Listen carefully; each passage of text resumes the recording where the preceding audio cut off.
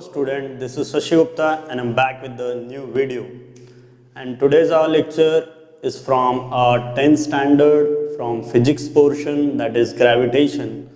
तो इसके पहले जितने भी वीडियो पे आपके सपोर्ट मिले उसके लिए वेरी वेरी थैंक यू। और आप बहुत मेहनत कर रहे हो, अच्छा लग रहा है देख के, इसी तरीके से मेहनत करते चालू रखो। नाउ आज का जो हमारा चैप्टर है, you can see the name gravitation. आज उसके बारे में बात करेंगे, बहुत बेसिक पॉइंट्स कवर करेंगे। आज हम लोग इंट्रोडक्शन, फैक्ट और सर्कुलर मोशन, ये तीन टॉपिक ही कवर करने वाले, ज़्यादा टॉपिक कवर नहीं करेंगे, बट ये तीनों बहुत इंटरेस्टिंग टॉपिक है। और इस चैप्टर के बारे में जो मेन चीज़ हम लोग आज पढ़ने वाले कि ये ग्रेविटेशन का ओरिजिन कहाँ से हुआ, कौन सा साइंटिस्ट ने किया, सब फैक्ट देखने वाले back to back. I think we should start the chapter without wasting time. Now gravitation, सबसे पहले किसी भी स्टूडेंट का काम रहता है, कोई चैप्टर का नाम है, एटलीस्ट उसके नाम के बारे में सब जानकारी होना चाहिए। तो ग्रेविटेशन क्या है, तो पहले ग्रेविटेशन के बारे में बता दूं, ये एक टाइप का फोर्स है। एक टाइप का क्या है? फोर्स। क्या सर ग्रेविटेशन एक अकेला फोर्स है? नहीं, forces have many kinds. Forces बहुत सारे डिफरेंट टाइप के होते हैं। मैं खाली नाम लूंगा, आप एक कान से सुनो, दूसरे कान से निकाल दो, आपको उतना डिटेल में जाने की जरूरत नहीं है। फोर्सेस बहुत सारे टाइप के होते हैं, जैसे कि खाली नाम ले रहा हूं, gravitational force, electrostatic force, nuclear force, ऐसे बहुत सारे टाइप के फोर्स होते हैं। तो फोर्सेस अलग अलग होते हैं, बट वो सब क्वांटिटी और यूनिट एक ही चीज दिखाते। तो उन सब फोर्सों में हम लोग आज जिस फोर्स के बारे में पढ़ने जा रहे हैं, ये ग्रेविटेशन के बारे में पढ़ने जा रहे हैं। तो हम ग्रेविटेशन के बारे में आज क्या पढ़ेंगे देखते हैं। तो सबसे पहले मेरे को एक बात समझ गई क्या, कि ग्रेविटेशन एक टाइप का फोर्स है। क्या है? फोर्स। अब बात करते हैं इसके थोड़ी डिस्कवरी के बारे में, कि ग्रेविटेशन की डिस्कवरी वगैरह क्या फैक्ट है इसके बारे में, ग्रेविटेशन की डिस्कवरी वगैरह। ना इमेज देख के आपको कुछ ना कुछ समझा रहेगा कि हाँ ये कुछ एप्पल गिर रहा है या नॉल, कुछ ना कुछ माइंड में आपके क्लिक हुआ रहेगा, हाँ ये कुछ न्यूटन वाला एग्जांपल है, मेनी ऑफ यू स्टूडेंट। लेकिन अब आप 10th स्टैंडर्ड में हो और आपके लिए ये जानना बस नहीं होता कि हाँ न्यूटन बैठा था, उसके सर पे एप्पल गिरा, उसने ग्रेविटेशन को डिस्कवर कर दिया। This is very common fact. आपको इससे ज्यादा जानने की जरूरत है कि न्यूटन ने क्या सोचा, क्या नहीं सोचा, क्यों ग्रेविटेशन पे पहुंचा, उसके मन में और कौन कौन से क्वेश्चन अराइज हुए, किस क्वेश्चन को कंक्लूड करके वो इस चीज पे पहुंचा। तो सुनो, सबसे पहले ये स्टोरी एकदम सही है कि न्यूटन पे जब एप्पल गिरा व्हाटएवर, तो उसने ग्रेविटेशन डिस्कवर किया, लेकिन कौन कौन से फैक्ट को उसने कंक्लूड किया वो जानना जरूरी है। तो न्यूटन ने डिस्कवर क्या किया, उसने सबसे पहला चीज सोचा कि जो एप्पल है उसके डायरेक्शन के बारे में उसने सोचा, उसके डायरेक्शन के बारे में सोचा। और आप सबको पता है इस एप्पल का डायरेक्शन क्या है? Vertically downward. तो सबसे पहला जो न्यूटन ने सोचा कि यार एप्पल गिरा तो गिरा, ठीक है, ये वर्टिकली डाउनवर्ड ही क्यों गिरा? चाहता तो एप्पल ऐसा गिर के इस साइड भी गिर सकता था, बट ऐसा क्यों नहीं हुआ, वर्टिकली डाउनवर्ड ही क्यों गिरा? दूसरी बात, उसके मन में यह भी आया कि इतने हाइट से एप्पल गिरा है तो डाउनवर्ड ही क्यों गिरा, अपवर्ड क्यों नहीं चला गया? ये भी उसके मन में बात। आप सोचो कि न्यूटन क्या सोच रहा था उस टाइम पे। बस इतना जान के काम नहीं चलेगा कि एप्पल गिरा ऐसा हुआ, न्यूटन ने क्या क्या सोचा वो भी आपके माइंड में आना चाहिए।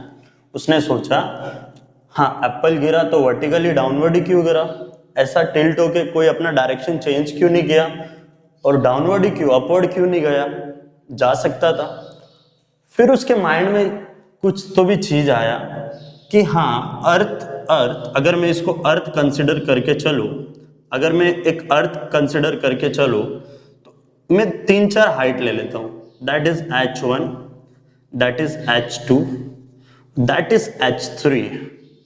H3 ना कुछ ज्यादा ही हाइट ले लेता हूं, मून ले लेता हूं, मून, और ये एरोप्लेन ले लेता हूं, यहां पे एरोप्लेन, और यहां पे अगेन अपना फेवरेट फ्रूट एप्पल। तो तीनों हाइट को मैं कंसिडर करता हूं, और न्यूटन ने भी सोचा कि सर्टेन हाइट से एप्पल भी वर्टिकली डाउनवर्ड गिरा, एरोप्लेन भी अगर है वो भी वर्टिकली डाउनवर्ड ही गिरा, लेकिन जब अर्थ पे सब वर्टिकली डाउनवर्ड ही गिर रहे हैं तो ऐसा क्यों नहीं हुआ कि मून भी अर्थ पे गिर जाए? कुछ तो भी होना चाहिए था ना कि मून भी अर्थ पे गिर जाए, मून तो गिरा ही नहीं। सब चीजें जब अर्थ पे गिर रही हैं तो मून को भी गिरना चाहिए था। इसका मतलब वो धीरे धीरे, आप कुछ कंक्लूड मत करो, आप बस ये देखो कि उसके मन में क्वेश्चंस क्या क्या आ रहे थे। At the end of chapter आपको समझ जाएगा कि ये क्वेश्चंस के आंसर क्या है, बट ये जानना जरूरी है कि एप्पल के वजह से ग्रेविटी चाहे ग्रेविटेशन फोर्स, दोनों में जमीन आसमान का फर्क है। Gravity is different thing, gravitational force is very different thing. तो फिलहाल हम चैप्टर के नाम पे जा रहे हैं ग्रेविटेशन, तो ये एप्पल गिरा, ये एरोप्लेन गिरा, बट ये मून नहीं गिरा, मून वहीं पे है, ठीक है।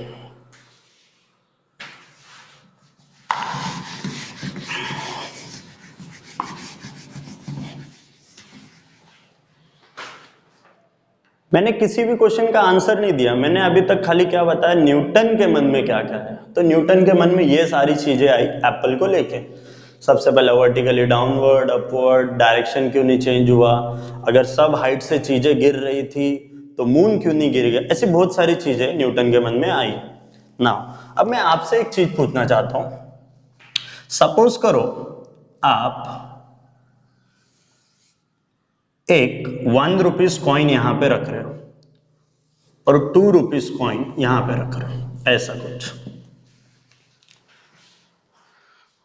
क्या ये दोनों coin, they are pure coin, not magnet and all, क्या ये दोनों कॉइन आपस में चिपक जाते?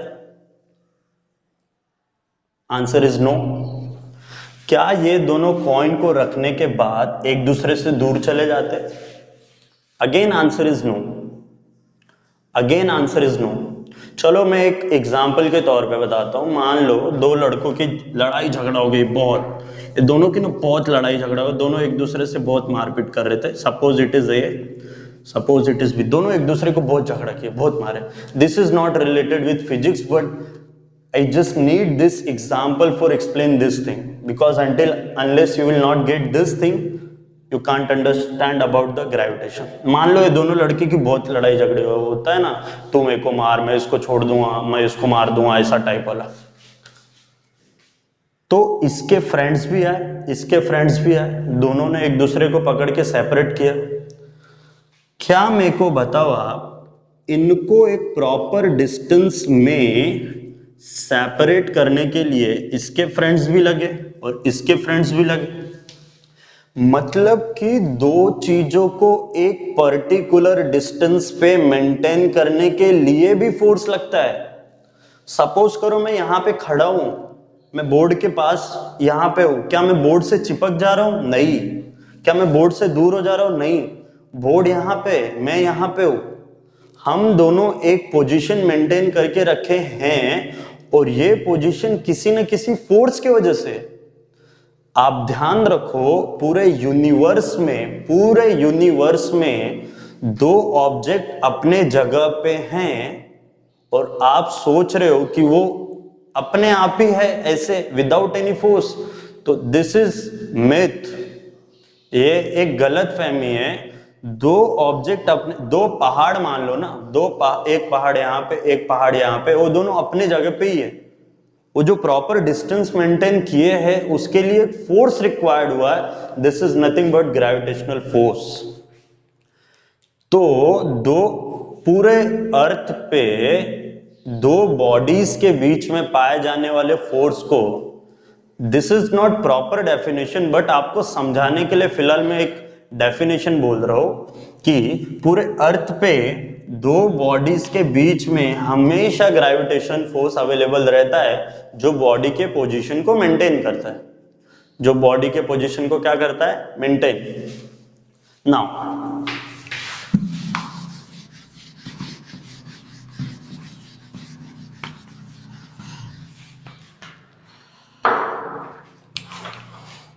तो मैंने ना अभी फोर्स के बारे में बात की, किसके बारे में, फोर्स। कौन सा फोर्स, ग्रेविटेशनल फोर्स। तो ग्रेविटेशनल फोर्स के बारे में हम लोग ने ये देखा कि मान लो एक मास m1 है और सर्टेन डिस्टेंस में मास m2 है और उन दोनों के बीच का डिस्टेंस r है, उन दोनों के बीच का डिस्टेंस, ये कुछ भी हो सकता है, कुछ भी मतलब मान लो अर्थ और मान लो इस पे खड़ा एक लड़का, मान लो अर्थ, मान लो मून, वो दो बॉडी कोई भी हो सकते हैं, ये और ये भी हो सकते हैं, ये और ये भी हो सकते हैं। सर क्या एक ही अर्थ पे दो अलग अलग बॉडी हो, हाँ हो सकते हैं, इन दोनों के बीच भी ग्रेविटेशन फोर्स है। Gravitation force present between any body which is present on earth.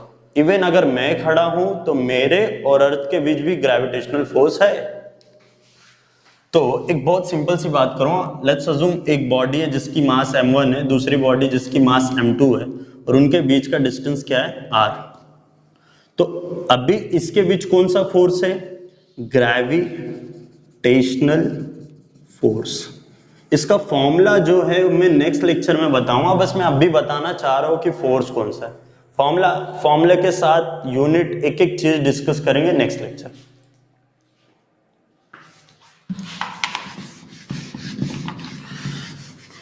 अभी ग्रेविटेशनल की डिस्कवरी आपको समझ गई, ग्रेविटेशनल फोर्स कहां पे प्रेजेंट रहता है वो भी समझा, कहां पे प्रेजेंट रहता है, यूनिवर्स में किसी भी दो बॉडी के बीच कौन सा फोर्स प्रेजेंट रहता है, ग्रेविटेशनल फोर्स, ये ध्यान रखो।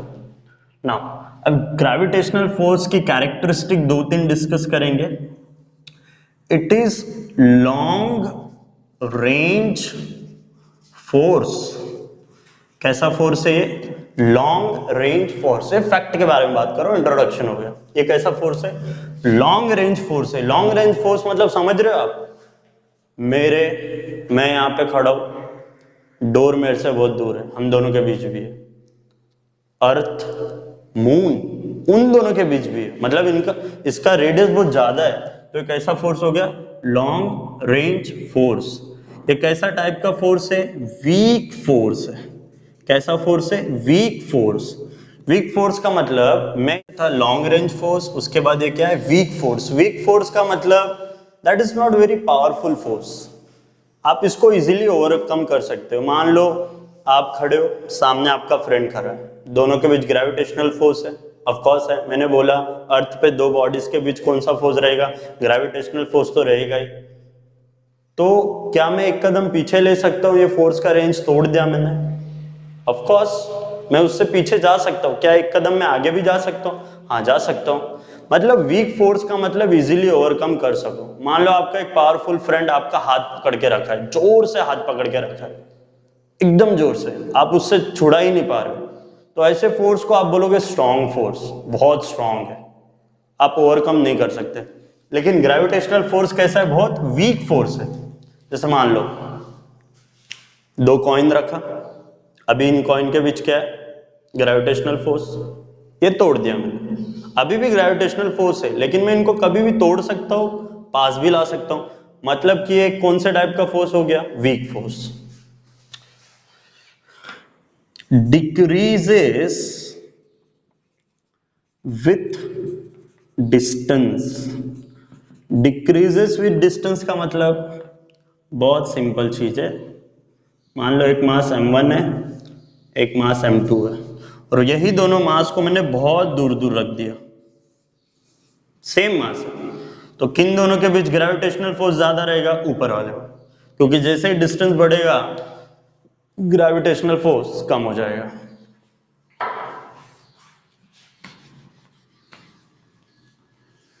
तो ग्रेविटेशनल फोर्स के बारे में तीन चीजें आपको पता रहना चाहिए। It is long range force, weak force, decreases with distance, और last point it present between any body having mass, any body having mass, ये किसी भी दो बॉडी के बीच प्रेजेंट रहता है, बस एक ही शर्त है, कहां है उससे कोई फर्क नहीं पड़ता।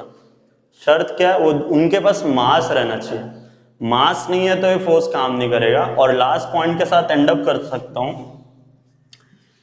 It does not change with medium, it does not change with medium. इस पॉइंट को एक्सप्लेन करना चाहूंगा और ये बहुत बार एमसीक्यू में भी पूछा जाता है। जैसे मान लो उसने एक बोला कि दो बॉडीज है M1 और M2 और उनके बीच का फोर्स मान लो F है, ग्रेविटेशनल फोर्स F है। अब इन लोग ने इस दोनों अपैरेटस को ऑयल में डाल दिया। कहां पे डाल दिया? ऑयल में। अब बताओ इनके बीच का फोर्स बढ़ेगा कि कम होगा? आपस से देखते क्वेश्चन क्या है। सबसे पहले M1 और M2 को एयर में रखा था, एयर में, तो उनके बीच का फोर्स कैलकुलेट कर लिया F। फॉर्मूला क्या होता है हम लोग नेक्स्ट लेक्चर में देखेंगे, उसके लिए घाई मत करो, पहले कंसेप्ट समझते हैं। तो M1 और M2 को अब कहां पे डाल दिया? ऑयल में डाल दिया, तो उसका फोर्स इंक्रीज होएगा कि फोर्स डिक्रीज होएगा? The answer is it will neither increase nor decrease, it will remain constant. मतलब ऑयल में डालने के बाद भी उसका फोर्स क्या रहने वाला है? F ही रहने वाला है। तो ये कुछ फैक्ट हो गए किसके बारे में? ग्रेविटेशनल फोर्स के बारे में। लॉन्ग रेंज फोर्स है, वीक फोर्स है, decrease with distance, it present between any body having मास। एक ही कंडीशन है। कंडीशन क्या है? उस बॉडी के पास क्या रहना चाहिए? मास। और it does not change with medium. अब इसको ऑयल से उठा के और कहीं पे भी रख दूंगा ना, मान लो डायमंड में रख दिया, फ्लूइड में रख दिया, ग्लिसरीन में रख दिया, केरोसिन में रख दिया, तो भी इनके बीच का फोर्स क्या नहीं होने वाला? चेंज नहीं होने वाला। तो यहां पे हम लोग ने इंट्रोडक्शन देखा, ग्रेविटेशनल के बारे में फैक्ट देखा। अब एक छोटा सा टॉपिक है circular motion and centripetal and centrifugal force, उसको खत्म करने के बाद आज का लेक्चर एंड अप कर देंगे। नाउ में सबसे पहले हम लोग सर्कुलर मोशन का डेफिनेशन देखेंगे। क्या क्या देखेंगे पॉइंट वो देख लेते हैं। सबसे पहले सर्कुलर मोशन का डेफिनेशन देखेंगे, फिर सीपी देखेंगे। सीपी, सीपी यानी सेंट्रीपिटल फोर्स, फिर देखेंगे सीएफ, सेंट्रीफ्यूगल फोर्स। 3 पॉइंट देखेंगे, अपना काम हो जाएगा। तो सबसे पहले सर्कुलर मोशन समझने के लिए चीज समझनी पड़ेगी। अज्यूम करो एक स्टोन है, स्टोन को ऐसे सर्कल में घुमाया जा रहा है, स्टोन को सर्कल में इस तरीके से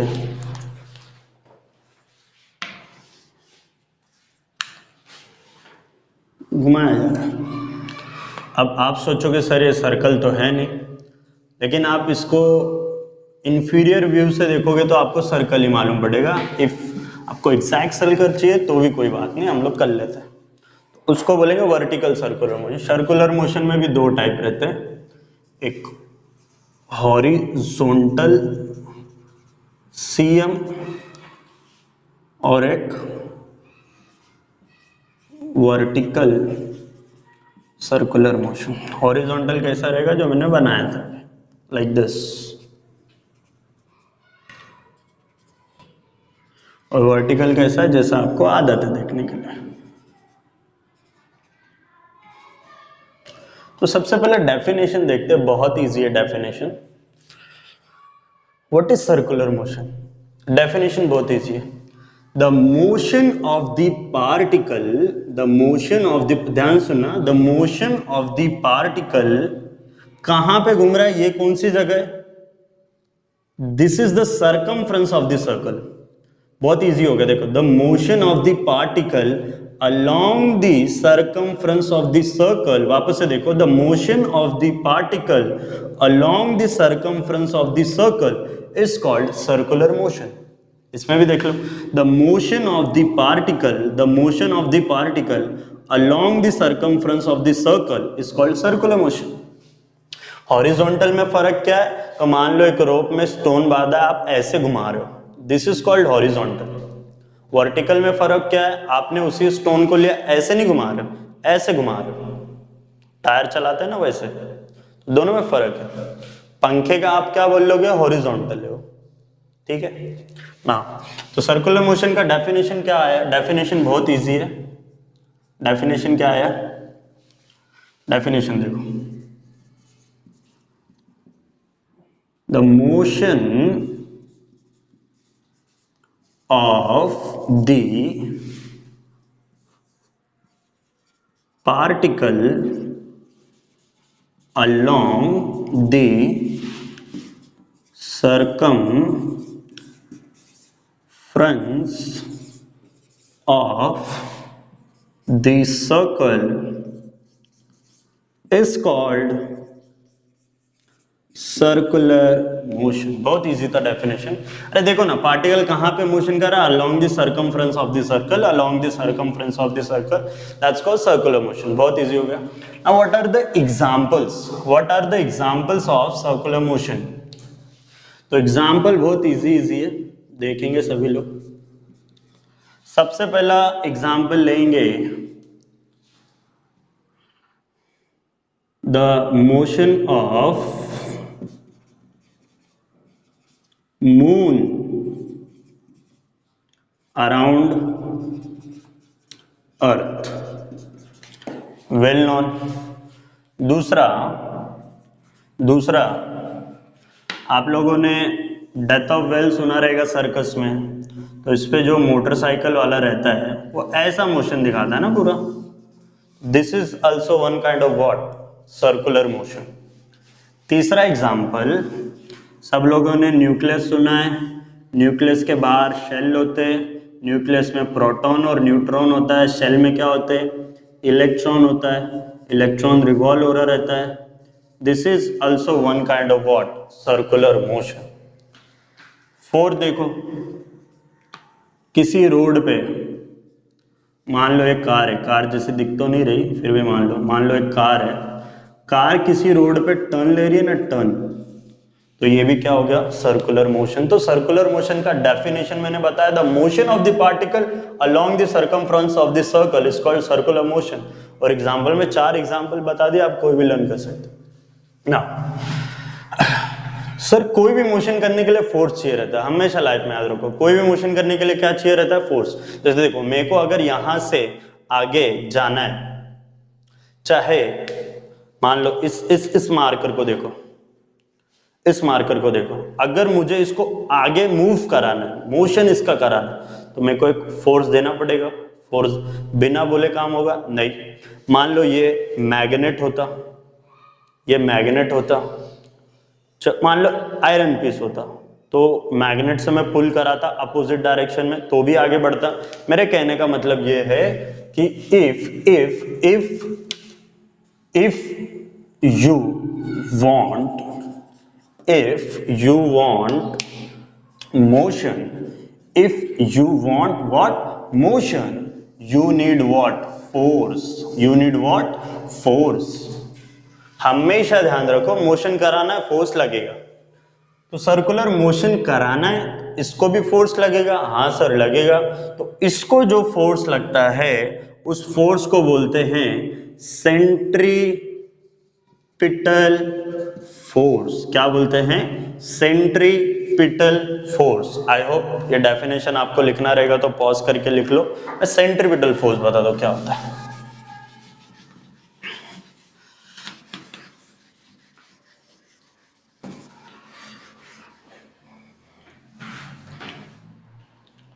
सेंट्रीपिटल फोर्स बहुत इंटरेस्टिंग, फोर्स के बारे में देखेंगे, बहुत इंपॉर्टेंट चीज है सेंट्रीपिटल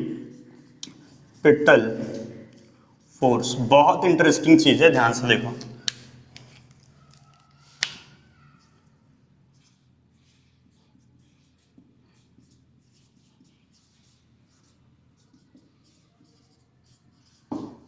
नाउ अज्यूम कर लो कि that is horizontal circular motion. यहाँ पे स्टोन है, इसको एक रोप के हेल्प से बांध के रखा है। सेंट्रीपिटल फोर्स अलग क्यों है बाकी सब फोर्स से, बता दो, ध्यान दो। सेंट्रीपिटल फोर्स के बारे में कहा जाता है अलोंग द रेडियस, दो वर्ड कहा जाता है along the radius toward centre. दो चीज ध्यान रखो, along the radius toward centre मतलब कि ये एक ऐसा फोर्स है जो कि सरकमफ्रेंस पे वर्क नहीं कर रहा, इस रेडियस पे वर्क कर रहा है, वो भी कैसा, along the radius toward the centre. मतलब जो FCP है आपका सेंट्रीपिटल फोर्स, ये क्या है, along the radius toward the centre. ये बाकी फोर्स से अलग क्यों है मैं आपको बताता हूं। अगर आप ये चीज समझ पाए तो अच्छी बात है, अदरवाइज कोई बात नहीं। बाकी फोर्स का क्या है कि मान लो 5 kg का ब्लॉक है, आप जिस डायरेक्शन में फोर्स करोगे ना उसी डायरेक्शन में ये मूव होता है। वापस से, कोई लड़का खड़ा है, उसको मैंने ऐसा धक्का दिया तो आगे जाएगा, हाथ खींचा तो पीछे आएगा। मतलब जिस डायरेक्शन में फोर्स उस डायरेक्शन में मूवमेंट। धक्का दिया आगे जाएगा, हाथ खींचा पीछे आएगा। लेकिन ये एक ऐसा फोर्स है जो बॉडी का मूवमेंट देखो कहां पे हो रहा है और ये एक्ट कहां पे हो रहा है। जैसे देखो, आपको पता है ना ये बॉडी कहां जाने वाला है, आगे जाने वाला है। कहां जाने वाला है, आगे। और ये फोर्स कहां पे एक्ट हो रहा है, टुवर्ड्स सेंटर। समझा बाकी फोर्सेस से अलग क्यों है? बाकी फोर्सेस जहां पे फोर्स लगता है बॉडी वहीं मूव होती है, आगे फोर्स लगाओगे आगे मूव होगा, पीछे फोर्स लगाओगे पीछे। लेकिन ये एक ऐसा फोर्स है जो फोर्स मूवमेंट के परपेंडिकुलर लगता है। ध्यान रखना। तो मैंने तीन चीज बताई, सेंट्रीपिटल फोर्स क्या होता है, अलोंग द रेडियस होता है, और क्या होता है, टुवर्ड सेंटर होता है, और it is always perpendicular, it is always perpendicular on the direction. देखो ना, बॉडी आगे जाने वाला है, मान लो यहाँ पे सेंट्रीपिटल फोर्स है अलोंग द रेडियस, यहाँ पे सेंट्रीपिटल फोर्स है अलोंग द रेडियस, यहाँ पे along the radius toward the centre. देखो कैसा, along the radius toward the centre, along the radius toward the centre. Body यहाँ पे जाएगा, देखो परपेंडिकुलर, बॉडी यहाँ पे जाएगा, देखो परपेंडिकुलर, बॉडी यहाँ पे जाएगा, देखो perpendicular. That's why centripetal force is most एम्पैथिंग। तो एक बार डेफिनेशन भी देख लेते, सेंट्रीपिटल फोर्स का क्या है, the force which is act during circular motion. ये कब पैदा होएगा, ड्यूरिंग सर्कुलर मोशन। तो if you want which type of motion, circular motion, you required which kind of force, centripetal force. Which force, centripetal force. तो centripetal force के बारे में तीन बातें। सेंट्रीपिटल फोर्स कैसा, अलोंग द रेडियस है, देखो अलोंग द रेडियस। और कैसा है, अवे फ्रॉम सेंटर नहीं है, अवे फ्रॉम सेंटर नहीं है, टुवर्ड सेंटर, टुवर्ड। और third, it is always perpendicular on the direction of motion, on the direction of motion. तो सेंट्रीपिटल फोर्स का एक बार डेफिनेशन देख लेते हैं। The force which is acting on during circular motion on particle, the force which is acting on particle during circular motion, कहां से कहां, along the radius toward the centre. कहां पे, along the radius toward the centre, is called what, centripetal force. इसका formula मैं बता देता हूं शॉर्ट में, mv²/r।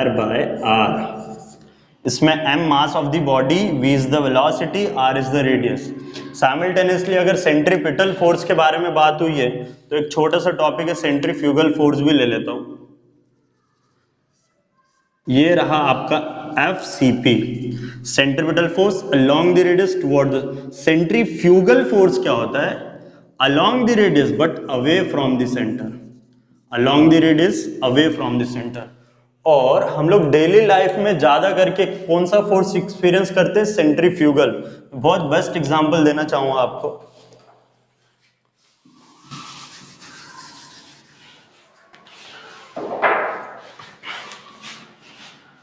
FCF, centrifugal force.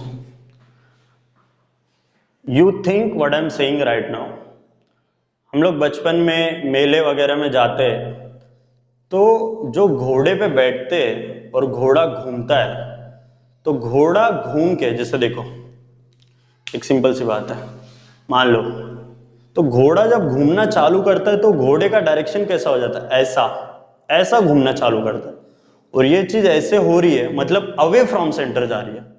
दूसरी बात, मान लो एक तुम लोगों ने कमजोर धागा लिया, कमजोर धागा को ऐसे वर्ल्ड कर रहे वर्ल्ड कर रहे वर्ल्ड कर रहे, और धागा टूट गया तो किधर जाएगा, टुवर्ड सेंटर की away from centre, toward centre की away from centre, that is away from centre. जैसे देखो एक और एग्जांपल,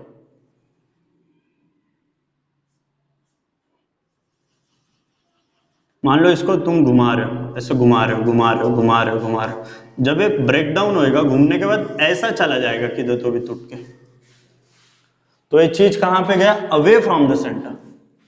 आप गोल घूम रहे हो गोल घूम रहे हो, मेरी गो अराउंड में गोल घूम रहे हो, आप मेरी गो अराउंड में नहीं गिरते, उसके बाहर गिरते हो।